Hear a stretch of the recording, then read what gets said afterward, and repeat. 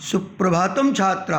आज मैं आप लोगों की पाठ्य पुस्तक रुचिरा द्वितीय भाग के अंतर्गत षष्ठा पाठ सदाचार पढ़ाने जा रहा हूँ, जिसे आप अत्यंत ही ध्यान से सुनेंगे एवं जब मैं श्लोक का उच्चारण करूँगा तो उसे सुनकर आप स्वयं भी घर में इसका उच्चारण करेंगे।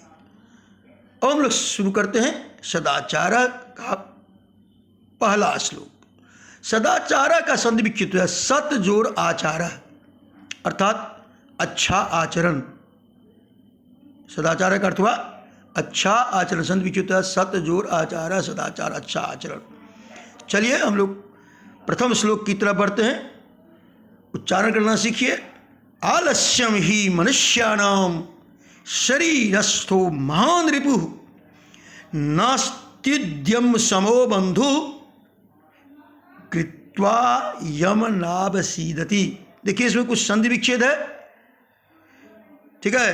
नास्त्युद्यम समो का संधि विच्छेद है ना, नो जोर अस्ति जोर उद्यम समा, नो जोर अस्ति जोर उद्यम समा, ना उद्यम समो। और नावसीदति का संधि विच्छेद है नो जोर अवसीदति, नावसीदति, ठीक है न।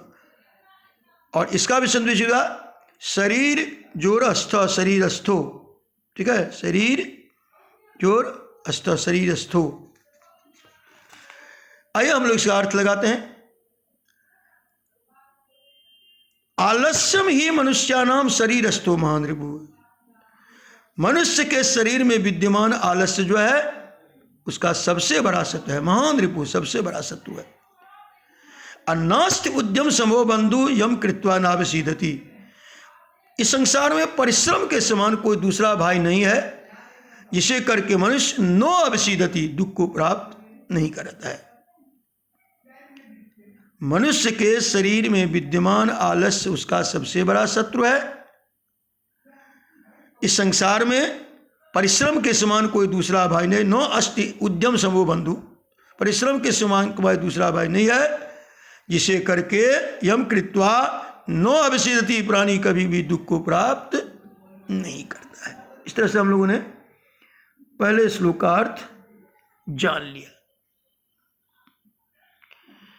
दूसरा श्लोक है कि स्व कार्य मध्य कुर्वीति पूर्वान्य चापराहिनिकम नए प्रतीक्षते मृत्यु कृतमस्त नो वा कृतम।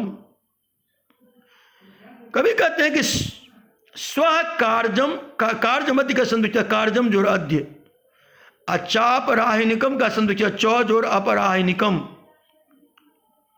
कभी कहते हैं कि स्व कार्यम अद्य कुर्वीत, जो काम हम कल करने वाले हैं उसे आज ही कर लेना चाहिए।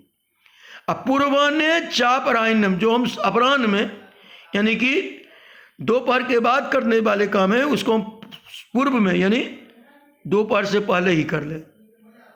क्यों ऐसा क्यों कभी कहते हैं, ऐसा करने के लिए क्यों कहते हैं? इसलिए कि नहीं प्रतीक्षते मृत्यु, मृत्यु काल किसी की प्रतीक्षा नहीं करता है, मृत्यु किसी की प्रतीक्षा नहीं करती है। चाहे आप कृतमस्य नो वा कृतम, चाहे आप किए काम किए या नहीं किए, इससे मृत्यु को कोई मतलब नहीं है, काल को कोई मतलब नहीं है। कि नहीं प्रतीक्षते मृत्यु, मृत्यु जो है उसकी प्रतीक्षा नहीं करती है। कृतमस्त नो वा कृतम, आपने किया या नहीं किया, उससे काल को मृत्यु को कुछ लेना देना नहीं है। इसलिए कभी कहते हैं कि जो काम हम कल करने वाले हैं उसे आज ही कर लें, और जो दोपहर के बाद करने वाले हैं उसे दोपहर से पहले ही पूर्वाह्न में ही कर लें, क्योंकि मृत्यु किसी की प्रतीक्षा नहीं करती है, चाहे आप काम किए या न किए। तीसरा श्लोक बहुत ही महत्वपूर्ण श्लोक के उच्चारण पर आप लोग जरूर ध्यान देंगे बच्चों। सत्यम ब्रूयात प्रियम ब्रूयात नो ब्रूयात सत्यम अप्रियम प्रियम च नानृतम ब्रूयात एष धर्म सनातन। सत्यम ब्रूयात प्रियम ब्रूयात नो ब्रूयात सत्यम अप्रियम, सत्यम जोर अप्रियम संधि विच्छेद, प्रियम च नानृतम नो जोर अनृतम नानृतम नो जोर अनृतम संधि विच्छेद, एष धर्मः सनातन। कभी कहते हैं कि सच भी बोलना चाहिए, सत्यम ब्रूयात और प्रियम ब्रूयात, और प्रिय भी बोलना चाहिए, नो ब्रूयात सत्यम अप्रियम, सत्यम अप्रियम। कभी भी अप्रिय सत्य नहीं बोलना चाहिए और कभी भी अप्रिय सत्य नहीं बोलना चाहिए। अप्रियम च नान्द्रितम ब्रूयात, झूठ प्रिय नहीं बोलना चाहिए। अंधृतम होना चाहिए झूठ, झूठ प्रिय नहीं बोलना चाहिए। एष धर्म सनातन, यही सनातन धर्म कहता है। एष धर्म सनातन, यही सनातन धर्म है, ये सनातन धर्म कहता है। अब हम लोग अगले श्लोक, चौथे श्लोक की तरफ बढ़ते हैं। सर्वदा व्यवहारे स्यात् औदार्जम सत्यता तथा ऋजुता मृदुता चापि कौटिल्यम नो कदाचन। फिर इस श्लोक का उच्चारण करते हैं। सर्वदा व्यवहारे स्यात् औदार्जम सत्यता तथा ऋजुता मृदुता चापि कौटिल्यम नो कदाचन। अर्थ हुआ, कभी कहना चाहते हैं कि व्यवहारे सर्वदा स्यात्, व्यवहार में हमेशा क्या होना चाहिए? औदार्ज उदारता, सत्यता सच्चाई, ऋजुता सरलता और मृदुता कोमलता होनी चाहिए। हमारे व्यवहार में हमेशा क्या होना चाहिए? उदारता, सत्यता, सरलता और कोमलता होनी चाहिए। नो कदाचन कौटिल्यम, कौटिल्यम नो कदाचन, कभी भी कुटिलता हमारे स्वभाव में नहीं आनी चाहिए। कभी भी हमारे हमारा स्वभाव कुटिल नहीं हो। तो क्या हुआ कि हमारा स्वभाव हमेशा उदार हो, सत्य पर आधारित हो, सरल हो और कोमल हो। कभी भी हमारे स्वभाव में कुटिलता न आए, कभी ये कहना चाहते हैं। अर्थात अपने स्वभाव को हमेशा उदार बनाए रखिए, सत्यता की कसौटी पर कसकर रखिए, सरल बनाए रखिए और कोमलता की कसौटी पर बनाए के रखिए अपने स्वभाव को।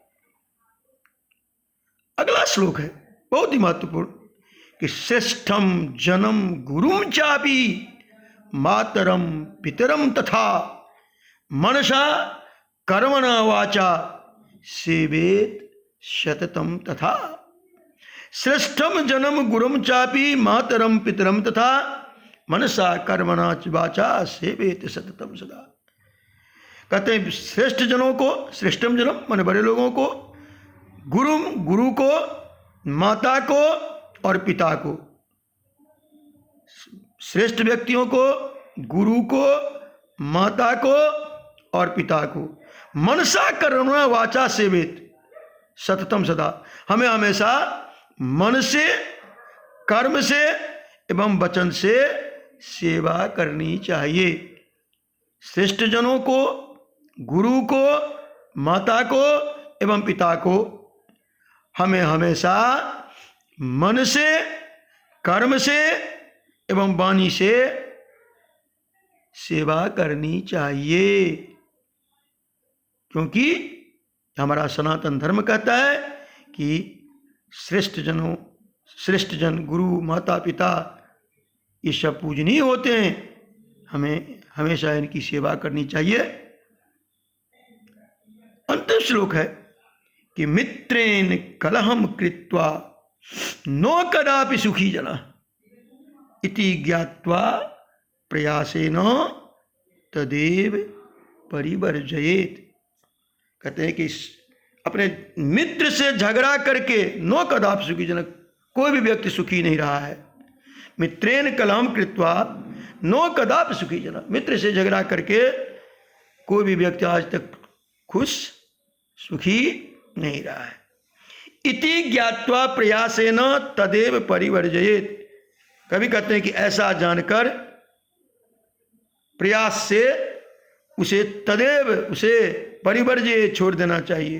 तात्पर्य कि कभी भी मित्र के साथ कलह नहीं करना चाहिए, क्योंकि मित्र से कलह करने वाला व्यक्ति जीवन में कभी भी सुखी नहीं रहता है।